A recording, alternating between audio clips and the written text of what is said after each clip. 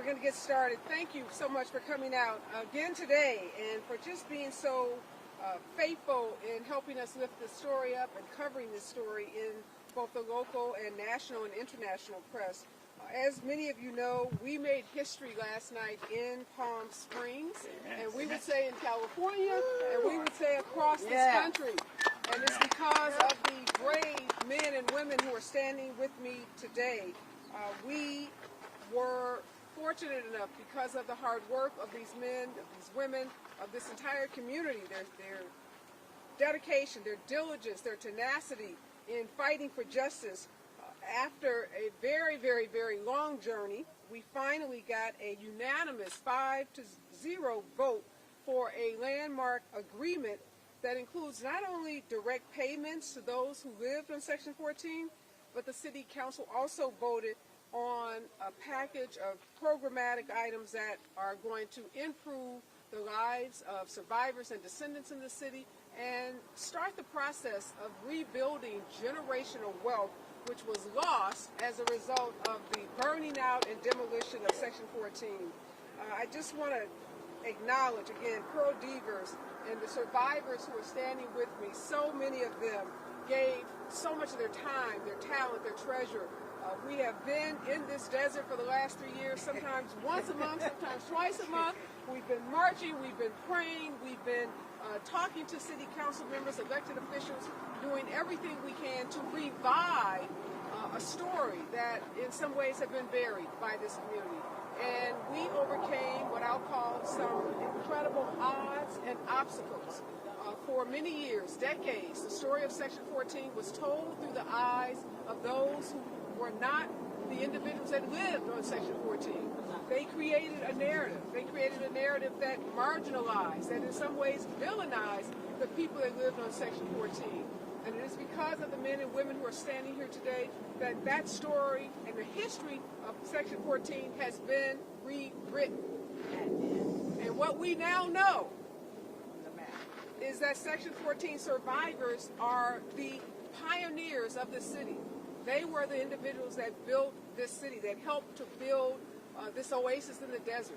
The folks who were the builders, the carpenters, the steel workers, the housekeepers, the maids, the nannies, the cooks, the backbone of this city.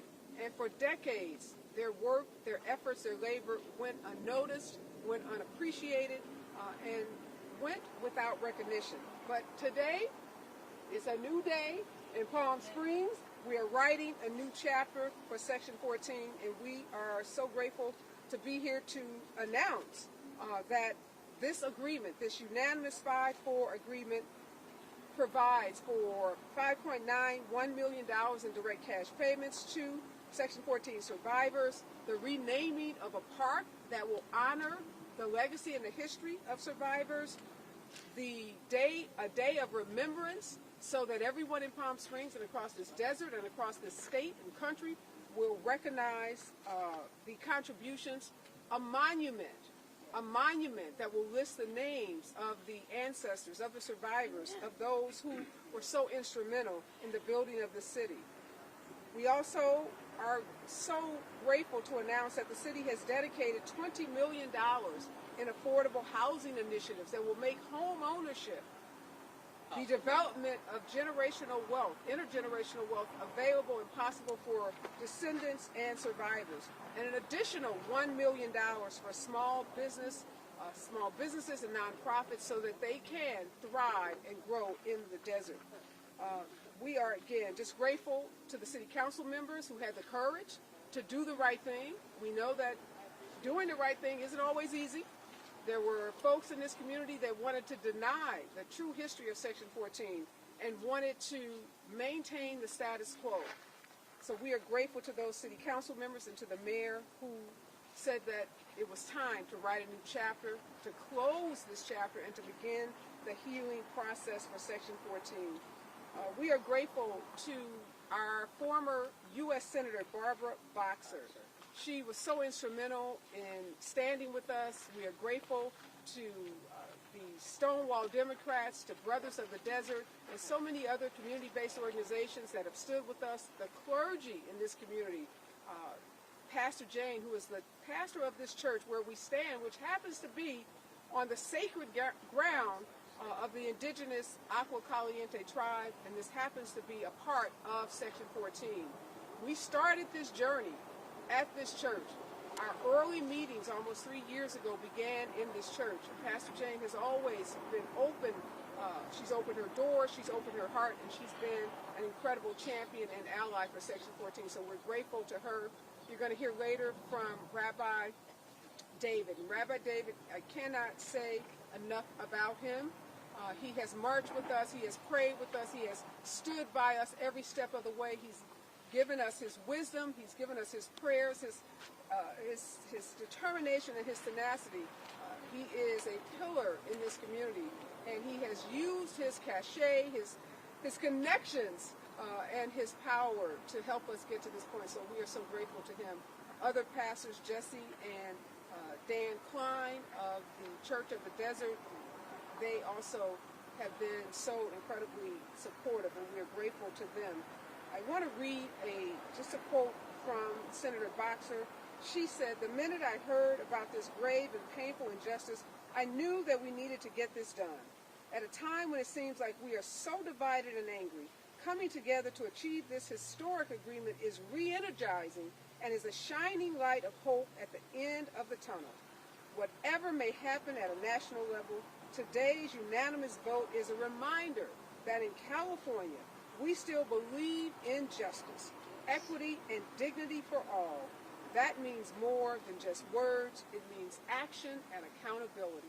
Those are the words of Senator Barbara Boxer, again, who has been just such an incredible champion for us. Some folks have asked us about the money and why isn't it more? And I want to remind folks that this was never about money. This was always about recognizing the humanity and the dignity of the Section 14 survivors and the descendants. And I also want to remind folks that this happened over 60 years ago. And in our civil system, bringing claims that are decades old is basically not even possible. So what we have accomplished here today is historic on so many levels.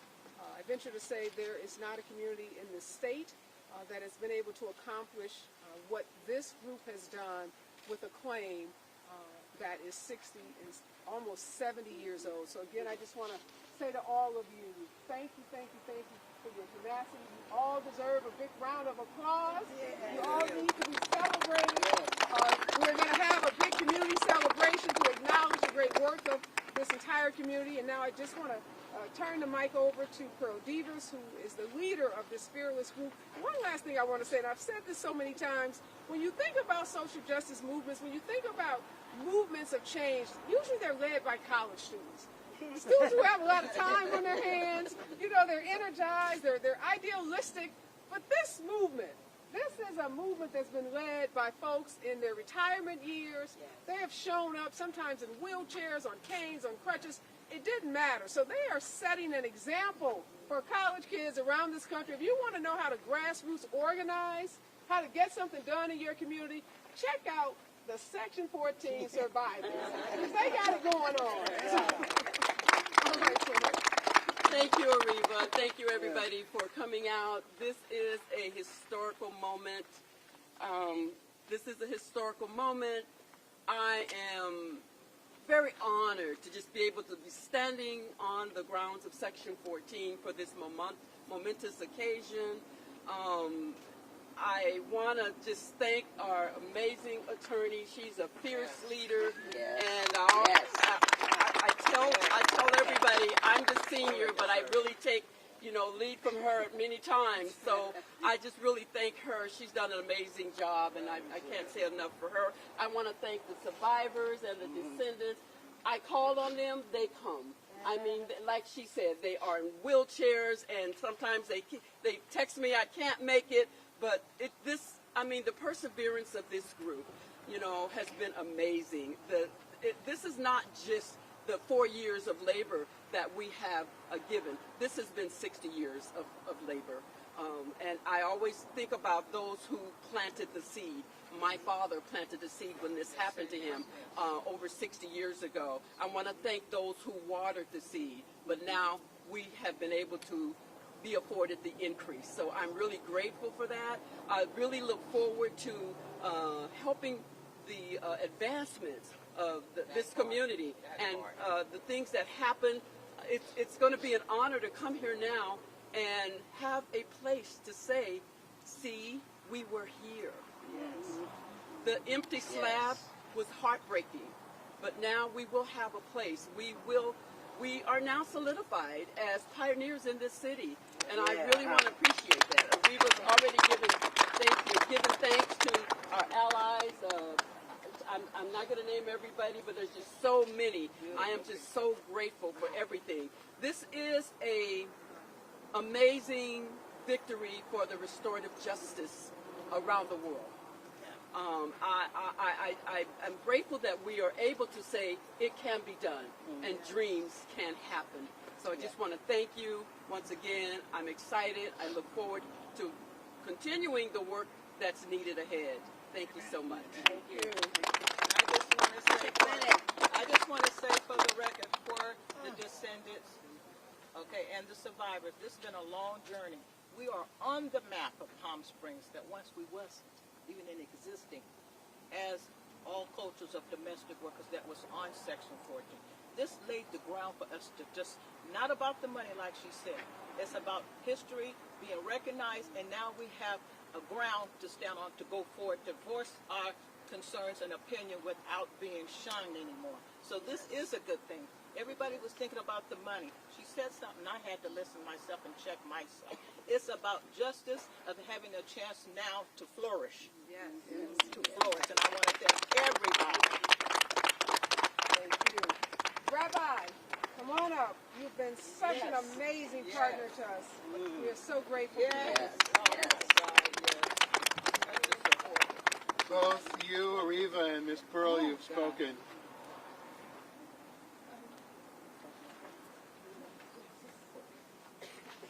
You've spoken about the importance of this ground as you do. This ground, not only the parking lot of this church here, which is holy ground, not only the fact that Agua Caliente folks consider certainly part of this square mile to be holy ground, but now it's holier ground. It's more sacred.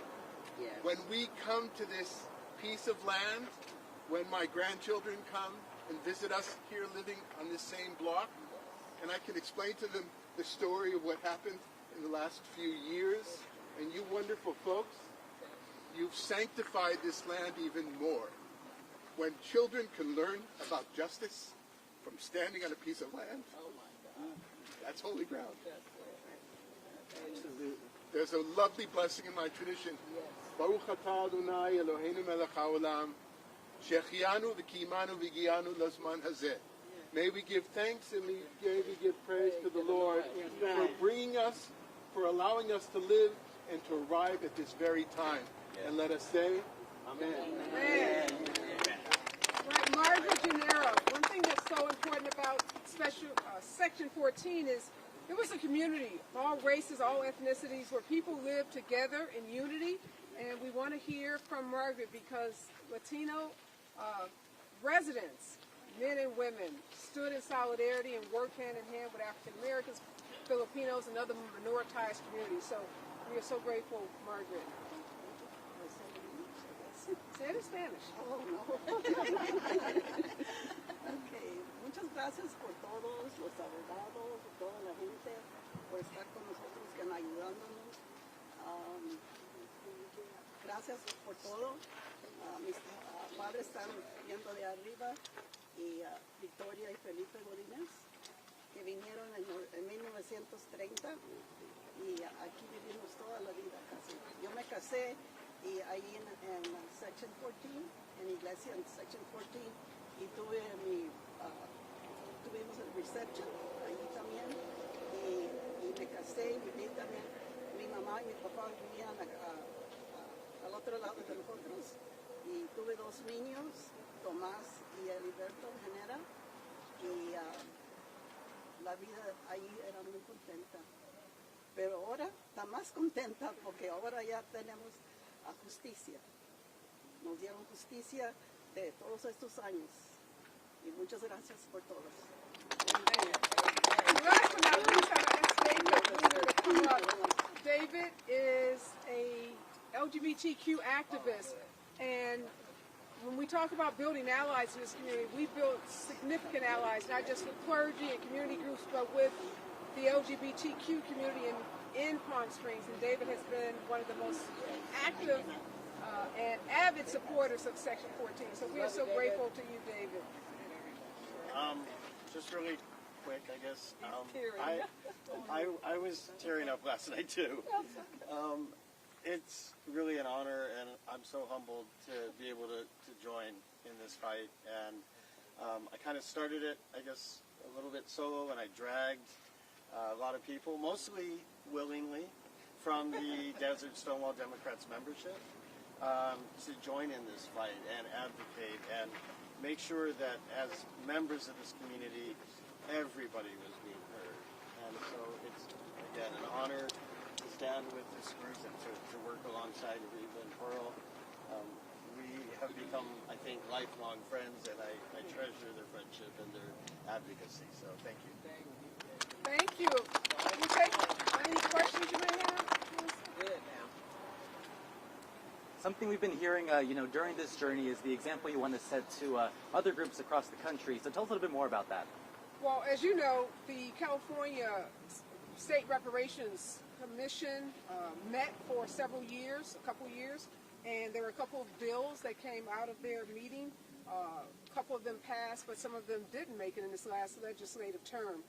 We hope that by working in collaboration with the City of Palm Springs, we can show other cities throughout the state of California that it is possible to rectify racial harms, that you don't have to go into courts, although we did file an action initially to initiate litigation, but we were able to work through, as you heard the city attorney say last night. I mean, we met over and over and over. We spent literally hundreds of hours meeting to work this through, and it was a unanimous vote by City Council. So we hope that this is an example for other cities. We know there are lots of claims like this throughout the state of California. This isn't the only one. We've heard about some of those other cases, and we just hope that they use this as an example to move those cases forward as well. Right. Well said. Ms. Martin, I know it's really early at this point, do you have any sense of how the distribution of that $5.9 million is going to be done? Is there 1,200 claimants, I believe? Is that an accurate number? Just any update on any of that? The decision about the distribution will be made by the nonprofit, the Section 14 nonprofit and its board. They have been in discussions. They've had discussions and meetings about how to do the distribution of any funds that may have been recovered as a result of this action. So after we celebrate and after we continue to thank this community in a much larger community celebration, Pearl and her board will sit down and they will make those decisions. Some of the statements that were made last night are inaccurate. People, let's be clear about that.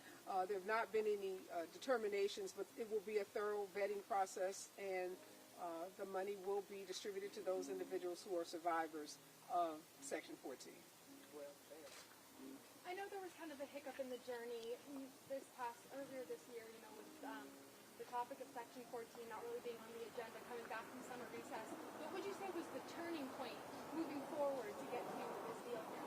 I would say it was just the steadfastness, the advocacy, the organizing, and our campaign. We had a robust, if you saw, we had commercials, we had billboards, we had social media campaigns. We had a very aggressive, comprehensive campaign to tell the story accurately, because for 60 years the story had been told inaccurately. And I've said this before, the media, local media was not our friend. When we started this journey, we had to overcome a narrative that had taken root in this community. And that was a narrative that somehow Section 14 was a public nuisance, that it was an eyesore, that the families were not deserving, that this was a community that should have been burned down and bulldozed. And so we had to overcome that, and that it took a lot. I mean, we had to fight with editors, we had to fight with reporters, we had to get national stories told in the New York Times, the Washington Post, the AP, before we I think, broke through to the local media in this community before they started to recognize the power of this story and to recognize that this was not an issue that was going to be swept under the rug. We weren't going away.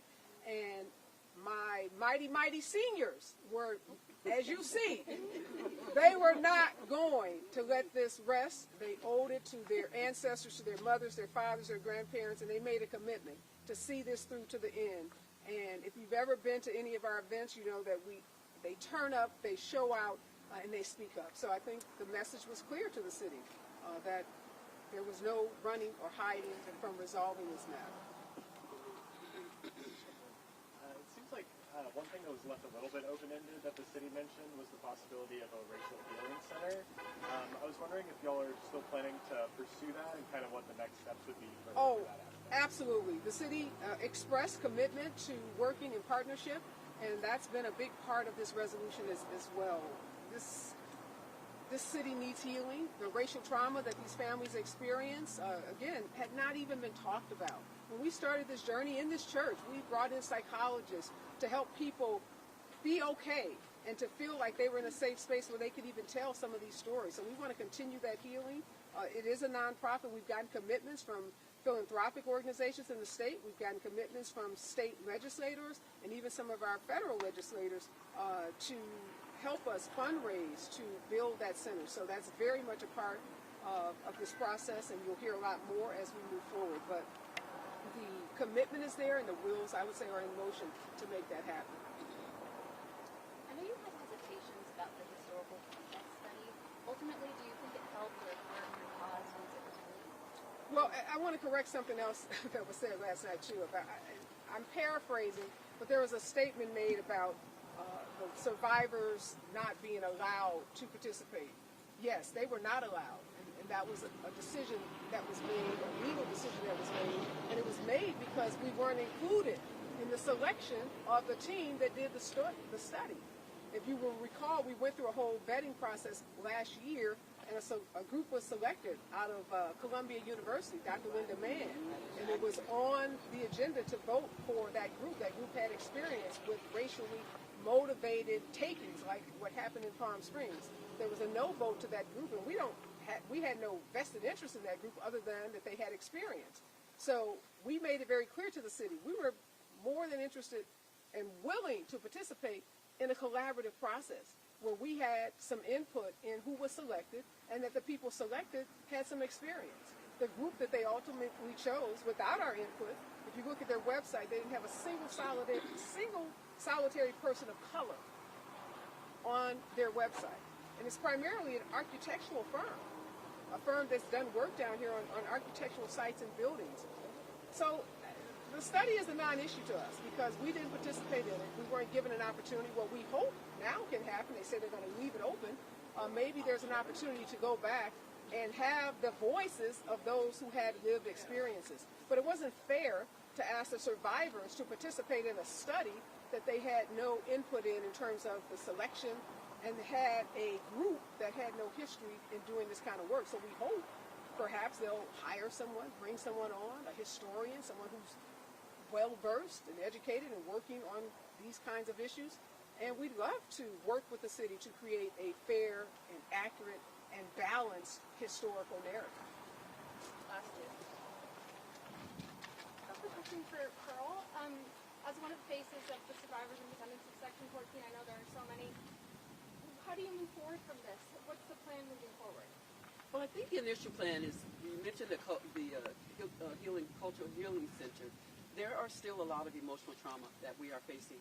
And so I think we're going to try to put together programs that will address those horrific pain that still exists in our community today. So that's where we start. We have a lot of work to do ahead of us, just healing our community and also making plans to work with the city. We really want to thank the community at large because 90% of the community has been by our side, and so we're grateful. We have a lot of work to do, and we look forward to some really great progress. Last one. When's the celebration? Okay. Great question. We are working on that, and we hope to have a community celebration before the holidays. We'll definitely keep you posted. Would love to have you all come back out. The city has been so good to this community of survivors and descendants, and we want to show them the love that they have shown to us throughout this process.